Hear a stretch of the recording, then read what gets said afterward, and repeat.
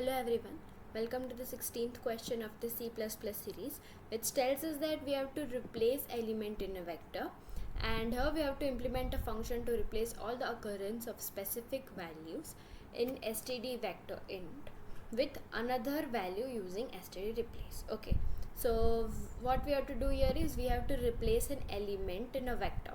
Okay, so we will need a vector library, implement a function to replace all occurrence of a specific value.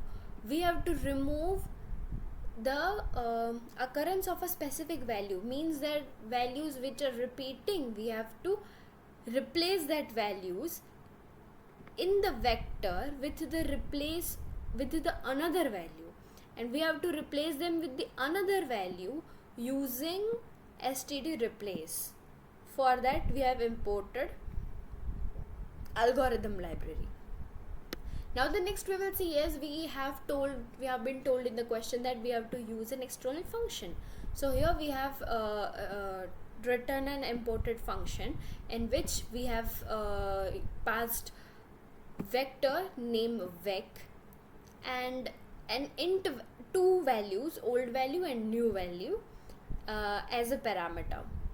And here we have written the syntax of going from begin to end with old value and new value. Okay, so this is the logic of it. Now in the int main we have declared vector. We want to print the original vector and the new vector in the different spaces. So here first of all we are printing the original vector. So this is the range based loop which tells that num is being replaced by the my vector, as we are declaring my vector as num, and here we are printing it. Okay, and this line is for printing the next elements in the next line. Okay, so now here we are calling this function my vector, and we want to implement this as we have called this vector, replace new element in this vector. We have replaced it, and we want my vector, here my vector, in that my vector we want 2 to be replaced by 9.